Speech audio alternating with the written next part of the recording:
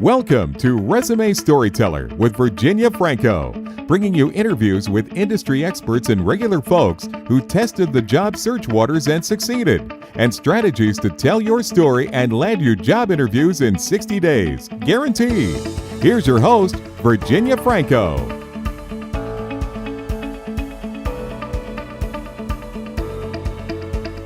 Hi, folks. Today I am thrilled to introduce Bruce Johnston, who is a LinkedIn sales and marketing consultant. He has been in high-tech sales and marketing since 1985 and has held positions in all aspects of sales.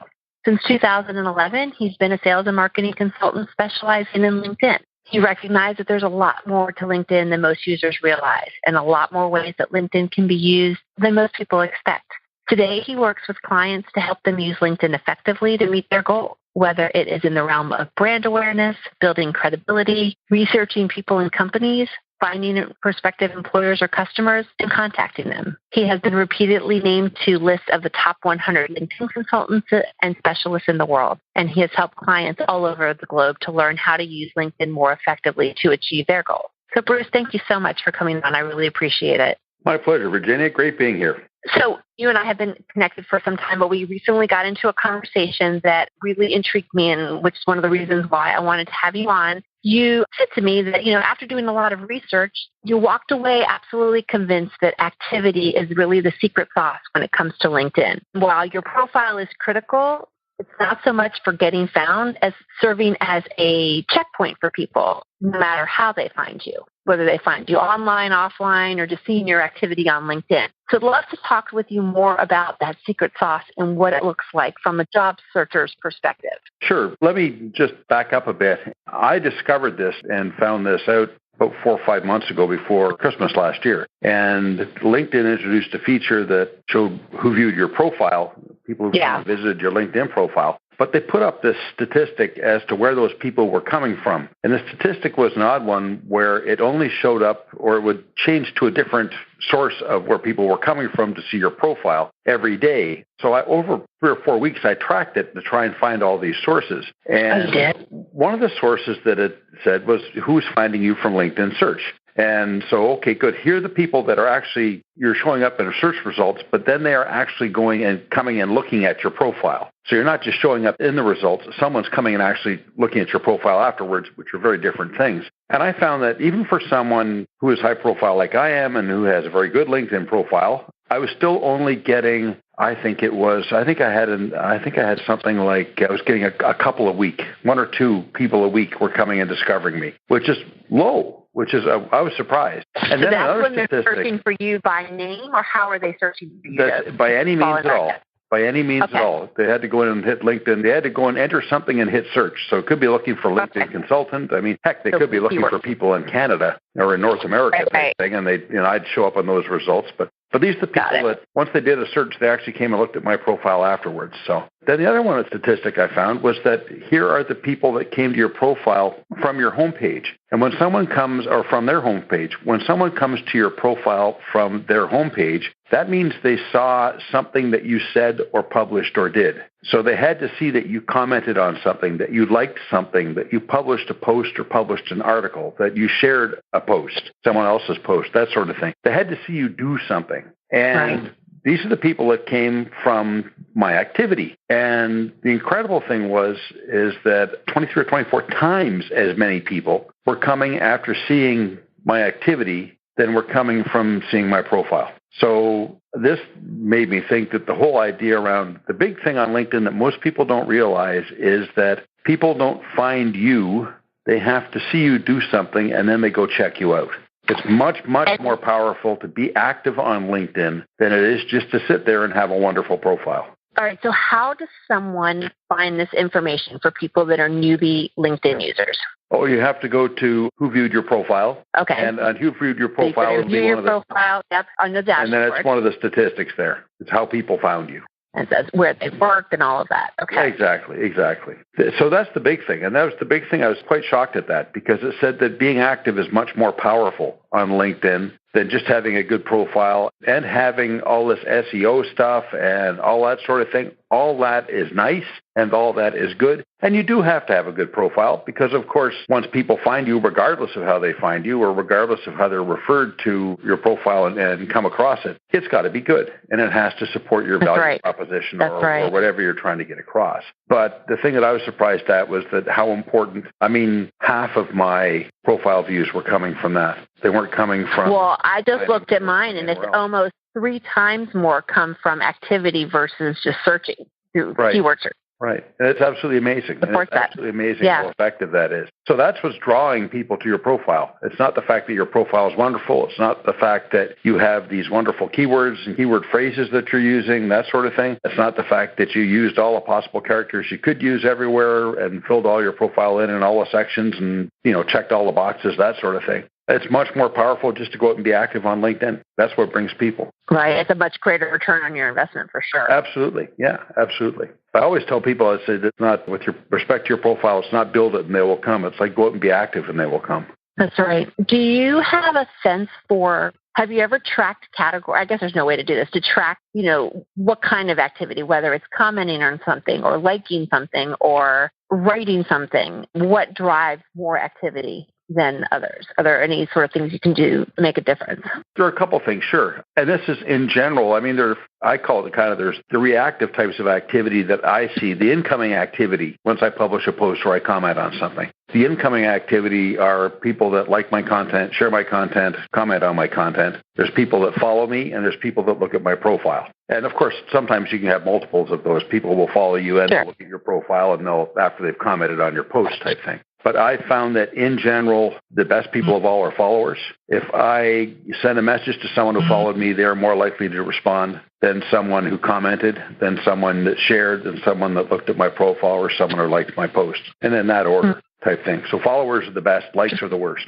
They're still good. Likes are still good, but they're less likely to, so to speak, respond if I send a message to them. If you're going to be proactive, in general, writing your own updates is the best bang for your buck in terms of how much time it takes. If you can think of something that's going to start a discussion and you post that as an update on LinkedIn, you can wind up having a discussion where 30 or 40 people get involved and 50 or 60 or 70 people like it and 10 people share it. And every time that's right, the connections of their connections see it, right? Exactly. And then your update now becomes available to all their connections, or a subset of their connections, to be more honest, is more realistic. About 10% of their connections will likely see it. And so that exposes you to new people. And it does not take long. If you sat there and said, okay, good, what would people like to talk about? Something interesting. Now, in my case, of course, I write about using LinkedIn, that sort of thing. But people can talk about what's going on in their industry or, the effects of artificial intelligence in our industry or something like that. And if you ask a good open-ended question at the end, you can get a lot of people that will want to participate and be part of this discussion. You stay away from the crazy inflammatory stuff. Don't talk about politics and religion and things like that. You'll get a lot of response, but you may not be very popular. The thought-provoking stuff. Exactly. You want it to be interesting. What's interesting? What are people thinking about right now? What are they talking about in your industry? What are the trends and things that are coming up in your industry that people are genuinely interested in that's going to affect their work lives? And talk about those things. But it doesn't take long. It takes 3 or 4 or 5 minutes to think of something. 100 characters, 50 words. Type thing will get you off the races. Interesting. What's your thoughts on sharing an article and then engaging the discussion based on that? Oh, I'm a big fan of sharing articles. I'm a big fan, but there's a couple of caveats there. And the first is that it should be something that is going to be of legitimate interest to your demographic that you want to go after, so your industry people or whoever, that sort of thing. It should be germane to those folks. They should be legitimately interested in it type thing. And the second thing, and a lot of people don't do this, and that is that when you share something on LinkedIn, you should always have some sort of introductory sentence that you wrote yourself. I agree, yeah. You don't do what I call a naked share where you just go, and press click share and go to, share with your network, yes, and you're done. If you add a sentence, it's your introduction. I tell folks that it's the difference between saying, go and see the new Tom Cruise movie and go and see the new Tom Cruise movie because the stunts are unbelievable.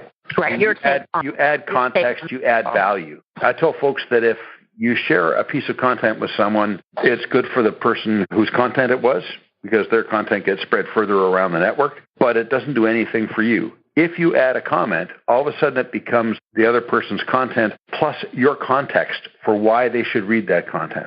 and now you're going to get credit for it. It makes a big, big difference, and it doesn't take much time. What's your opinion on someone who's engaged in an active job hunt? How active is too active and how active is not enough? What do you feel like is sort of that right amount? Oh, you should have some visibility. But, I mean, it's not something where you should be going, okay, good, I need to spend 2 hours a day on this type thing. I mean, if someone is looking for a job and wants to have some visibility, good. If they went and shared an article every day, if they found something somewhere, and you have to remember is that it's not like you have to go on LinkedIn and find something. If you're wandering around the internet and you find something work-related that's interesting, almost every website has the little LinkedIn icon that you can click. Yeah, to click right on it. To share it with your network. So you can do it at 6 at night. You can do it at 6 in the morning. You can do it on all these different websites, Fortune.com or Newsweek or whatever, Business Insider, that sort of thing. It allows you to do the sharing. Yeah. But if you did that and then you went on LinkedIn and you commented on 1 or 2 posts or articles that you see that look interesting. And you can always go and search for them. One of the things you can do in terms of search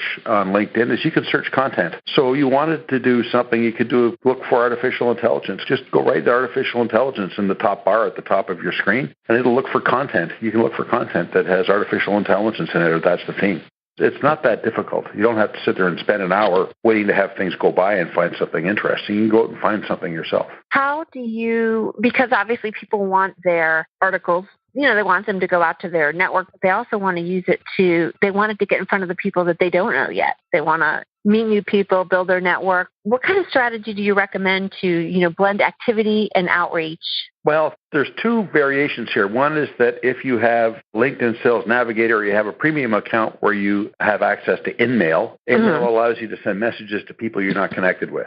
So if I see someone, for example, on my articles, if I see someone interesting that comments on one of my posts and I'm not connected with them, then I will send them an InMail message. Then say, hey, thank you very much, and try and strike up a conversation with them and see where things go. The other method, if you don't have InMail, the other method is just sending people that look interesting a connection request. Now, if you've commented on their post and they've commented back and liked and that sort of thing, I think that's a reasonable basis. If you send someone a connection request after you've done that, and you include a personalized note that alludes to what's in it for them, from connecting, that there is value for them and you're not just there to take things away from them or use them. Then and you can reference the article as well. Absolutely. You're right. Yes, hey, I love the article that you wrote. I really, really appreciate it. I think that's a really cool topic. Will you be writing more on this? By the way, would you like to connect? Type thing. Guess what? You're going to get a connection out of that. Listen, everyone likes being flattered. That's true. You're absolutely right. Appeal to the ego. Absolutely. No, that's a very good point. Okay, you mentioned InMail. What about those people that, I think back to what you originally told me when we first talked a couple weeks back about how LinkedIn is a huge database, but a really small social networking site. Do you feel like these techniques work with people that really aren't super active on LinkedIn? No, not as well. I mean, this works the good news is that if you write an article, it's always attached to your profile. True. So if you write something today and someone comes around in 6 months, they can see that article, which represents the way you thought about that topic at that time, 6 months ago type thing. If you're doing posting and stuff, that stuff disappears in the river of time type thing. It goes away. In general, these are tactics that work when people are active. Okay. Let's face it, if people aren't around, they're not around. There are around 75% of LinkedIn users show up once a month or less. It's basically a resume repository. Okay. So on the other hand, 25% that do come around once a month or more often does represent 125 or 150 million people. So a good sizable amount, yeah. Yeah, so those are still the people that are coming around. They're the people that you can get and can talk to, type thing. But I always tell folks, if there's someone specific that you're interested in, go look at their profile. And there's 2 things you want to look for. You want to look for how many connections they have. You want to see they've got 500 plus at least. And then the second thing you want to do is you want to see if they're active on LinkedIn. If I see someone is active on LinkedIn and I can see from their activity that they're posting things and commenting things and all that sort of thing, and all these things are time-stamped. So I can go and see, okay, this person, it looks like they come around about once a week. Oh, this person comes around every day. Well, this person sort of goes in a binge and does a whole pile of stuff for 3 days, then doesn't come around for 3 weeks. But you can kind of infer how active someone is on LinkedIn, which will then tell you how responsive they're going to be if you send them a message or send them an invitation to connect. So that's where a lot of frustration comes from people. They don't check the activity level. They send InMails to people and the people that exactly. And that's the thing. On. If you're knocking on doors and there's no one home, you should be surprised you're not going to get a lot of response. Right. But that says that if you just choose people at random, if you choose 10 directors or 10 HR directors from 10 random companies, you may find that 7 or 8 of them only show up once in a blue moon type thing. Now, on the other hand, if you're job hunting, the good news is that HR directors tend to be among the people that are the most active on LinkedIn. So if you're looking for HR people, they're all over the place on LinkedIn, and they tend to be very active. Same with recruiters, no? Yeah, exactly. Yeah, they tend to be very active. Now, you mentioned that, there's a couple LinkedIn tools that are beneficial. We talked about email. What other tools do you feel like, and we also talked about the Who's Viewed Your Profile tool. What other sort of are must-haves for a job seeker? Oh, the most important tool actually isn't a tool, but the most important thing on LinkedIn for a job seeker, in my opinion, is finding a person at a company that you'd like to work for or that you'd like to be involved with and finding out that they're a 2, that they're a second-level connection. If someone has a 2 beside their name, it means that you are connected to someone that they are connected with. And if you're connected with someone they're connected with, that common person can give you an introduction to that person. I always tell folks, I say, listen, if you have 300 connections and every one of those connections has 300 connections, those are 90,000 people you could be introduced to. Yeah. 90,000. And of course, if they're bigger networks, it could be a couple 100,000. 100,000. Exactly. Does that speak to the importance of really knowing who your connections are? Because I am one of those. And everybody is not going to be completely close to all their connections. I mean, even if you are or you try to be, you're going to wind up having someone that you connected with 5 years and 2 jobs ago, and you've never kept up with them that much. Right. So, good. Then that one's gone a little bit fallow, but what the heck. But this is one of the things, and I try and keep up with my connections as best I can. If I use all my touch points that are possible. If someone comes who's a connection of mine that I haven't talked to and I can't remember how long, but I see that they comment on one of my posts, I make a point of just sending them a message and saying thank you. Right? It's a little thing, but those things build up. Those things add up. And people appreciate it. But yes, it's keeping up with your connections because second degree ones are huge. Yes, they're the ones that are in position to introduce you to all of their connections. And that's the most important thing. And actually, it's the most important thing really for salespeople on LinkedIn too. For salespeople. Yeah, for anyone. Yeah, because they're the gatekeepers. They're your ambassadors. If you have 300 connections, you have 300 potential ambassadors that can introduce you to everybody in their network. Yeah, and that's it. They're door openers. There's no way with LinkedIn to uncover a third level connection to figure out who the second levels are. No, it's too complicated, too many pathways. Too complicated. Okay, yeah. The second. And that's, by the way, that's one of the other things that speaks to the idea of having a bigger network. The bigger your network, the more 2s you're going to be able to get to. That's true. That's part of the big network strategy. Now, on the other hand, you're going to run into people. I mean, I've got about 5,000 connections myself right now. I probably, because I'm very active on LinkedIn, of course, I probably have 1,000 people I could go to for an introduction. But the other 4,000, realistically, I don't know them that well, and they may not be comfortable introducing me to someone in their network. Right. And that's fine. But I've got. So you built up a big enough one that you have a big enough. Yeah, so one person, they can't help me with one person. Well, there may be someone else that they will. And besides, if that doesn't work, I got those 1,000 people I can go back to. Yeah, no, that's a very good point. Do you recommend that people start with get a list of targeted companies or create a targeted list of companies? Or let me get a list of people to get in my network? Well, the first thing I would do is I would understand how to use the Jobs tab on LinkedIn, because that's the first place to go, because that's basically a free search area where you can search see what companies are offering jobs in your area, in your industry, that sort of thing. So that's the first place I would go. And it's also good because it helps people that aren't that familiar with LinkedIn. It helps reacquaint the menuing structure and how it works and that sort of thing, and gets an idea of how the syntax is and all that type thing. So I would recommend that first. The second thing I would do is I would send nice messages to my connections one at a time. Just do 4 or 5 a day or whatever that people are comfortable with. And I would let them know I'm looking type thing. Yeah. Please think of me if you hear anything. But little things like that make a difference. And then from there, I'd start looking at companies and start going, okay, who do I want to work with? I want to work with Cisco Systems. Great. Who do I know at Cisco Systems? Who do I know who knows someone at Cisco Systems? And take it from there. What if they don't know? No second level connections, or, they want to move cross country and there's not a soul that they know first or second. Then the next thing you can do is you can go and start following company pages of the companies you're interested in. And I would start commenting and sharing their stuff and get some visibility there. That's a really good idea. Right? I will take any opening I can get into a company. Right? You always go, yes, I want to talk to the vice president. Well, great. Everyone wants to talk to the vice president. That's pretty competitive. There aren't as many people that want to talk to the manufacturing engineers. Well, good. I'll talk to the manufacturing engineers because they have to have a boss who's a director, and that person's boss is going to be a VP, and he's going to know the VP I want to know. It may take me a while, but realistically, that may be the best way to do it. Right. Any opening, like you said. Absolutely. Sure. Way to get your foot in the door. There's lots of little things like this, and one is looking at the profiles of people you're interested in, right? Some will look back. If your profile is good, they may ask you to connect, or they may send you a message, right? It doesn't cost you anything to go look at other people's profiles. And so you recommend that our profiles our privacy settings not be private when it comes to so people can see. Okay. I want people to see that. And the other thing is that on your profile is you should make it clear that you welcome people contacting you. I mean, if there's nothing wrong, put your email in there. Here's how to connect with me. Yeah, if you need to come up with a separate Gmail address or Yahoo or whatever, go and do it. But then you've got a separate email address for inquiries, that sort of thing, and you still retain your privacy otherwise.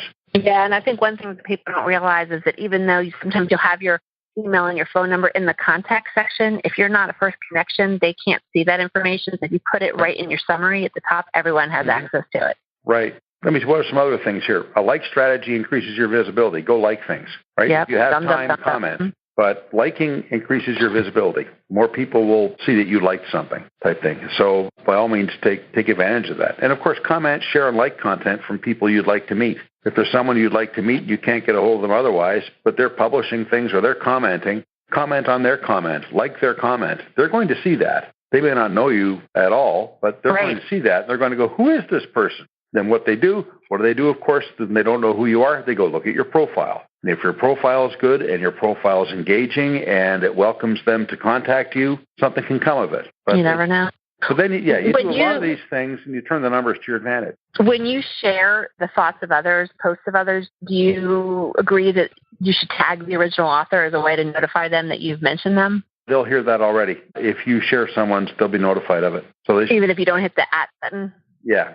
They should get a notification in their notifications tab. So if someone shares my content, I find out about it. Okay. But if you're sharing an article that appeared somewhere else, you have to find their name on LinkedIn to tag them. Otherwise, the article won't. Yes, you would. Absolutely. Right. Okay. Yeah. Okay. If you had an article from Cisco Corporation or about Cisco Corporation, you could tag them. You could mention people type thing. And you can mention them, draw them into the conversation. Sure. If it's something that's legitimate, I wouldn't do it just trolling people because then they'll get mad at you. Yeah. But if there's legitimate tie-in, by all means. Yeah, LinkedIn has made it easier than ever. The tag, you just hit the @ button and start typing, and the name should populate. Right. Yeah, and that's one thing that's coming up is the tagging/mentioning people, and also hashtags are becoming very important too. Right. That's going to become more important as you go along as using hashtags for sort of tagging your content. Yeah, that's going to be a topic for another call because I still need to get my head around that one. So liking, commenting, sharing, and what I love is that all of these things you can do from the mobile app. You don't need, if you're sitting in your car waiting for someone, you can knock out a bunch of this pretty easily. It's easier than ever to be active on LinkedIn. No, that doesn't take too much. And everything you do on LinkedIn, some people will find out that you did it. Some people will see that you did it. So if you like a post, some of your connections will see it, and some other people that you don't know will see it. But if you keep doing these things, heck, if it's a 1 in 1,000 shot, good, then do it 3,000 times type thing, right? Don't do the 3,000 times this afternoon, but right. But if you make it a regular habit, it's going to help you and it will build up. Oh gosh, well, this is very helpful. Any other sort of, you said, one of the best, you told us about a couple of sort of must-have tools. Any other easy rule that you think could give someone a big bang for their buck when they are, Well, a couple of things. And one is to back up and look at your profile. The one is to have a look at your LinkedIn profile and make sure that it's actually targeted at the people you want to read it. Most people just put down basically an online variation of their resume. I always suggest to folks, I say, you should have benefits in here. What are the benefits for your ideal reader? And, type thing. And good, put those things on your profile type thing, right? So, for example, on my profile, the headline on my profile says, my clients get more sales leads and make more sales from making better use of LinkedIn. Less time, more effective. type thing, right? So I do that. Right. But that's a benefit. I don't say I'm a LinkedIn trainer. I don't say I'm a LinkedIn consultant. I want them to see the benefits that will accrue to them if they work with me. It's the same thing. The same thing, yeah. You want to see benefits.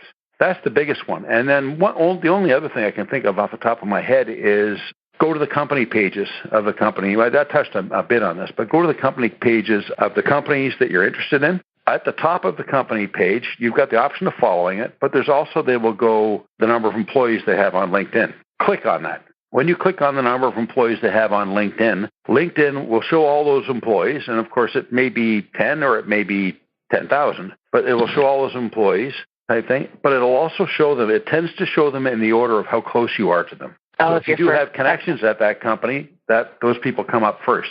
And if you have second-degree connections at that company, all those people come up next. Plus, on each of those little tiny descriptions there where it goes, Bob Davis is, an HR director at Cisco Systems type thing, it'll go, you share 4 connections with Bob. Well, Bob's a 2, but I've now got 4 possible people that can introduce me to Bob. And this is something that took me 30 seconds to find out. So you can do that. I would go to company pages of companies you're interested in, hit the number of employees where it says there's this many employees on LinkedIn, have a look through there. It'll tell you immediately if you have connections there you've forgotten, or it'll tell you immediately if they're a second level. And I can pretty well guarantee if your network's over several hundred people at most big companies, you're going to have an awful lot of 2s. All that. Do you also recommend going to searching by where you went to school? Because then people that are alumni with you, regardless of if you're networked or not, you can at least find out. Well, it's funny. I think it depends to an extent, and this goes also for past companies type thing. I mean, I tend to find that's a little bit thin, especially if someone was in your class, yes. Or if it's someone you directly worked with 10 years ago, yes. If it's someone that went to the same school as you, but there was 10 years difference between you went there and when they went there, I think that's starting to get thin. And the same for companies, right? Because it's a different company and it may be a different school 10 years later. Okay. No, that's a good point. And I think it probably depends on the strength of the alumni group, small universities. Exactly. Ivy League, some schools and everything are tighter than others, and certainly some schools are a lot smaller than others. Right.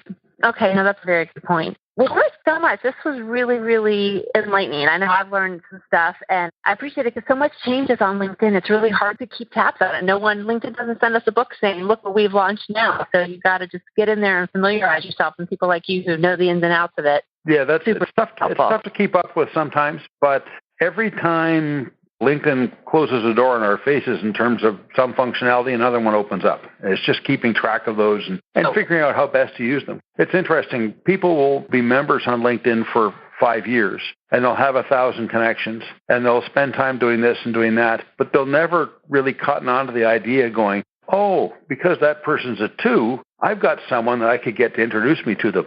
They never make that connection, so to speak, but the light bulb doesn't go on. There's a lot of things like that where people there are ways you can use LinkedIn that a lot of people don't think of. Yeah, no, I agree. Well, thank you so much for joining us. I really, really appreciate it. My pleasure. You've been listening to Resume Storyteller with Virginia Franco.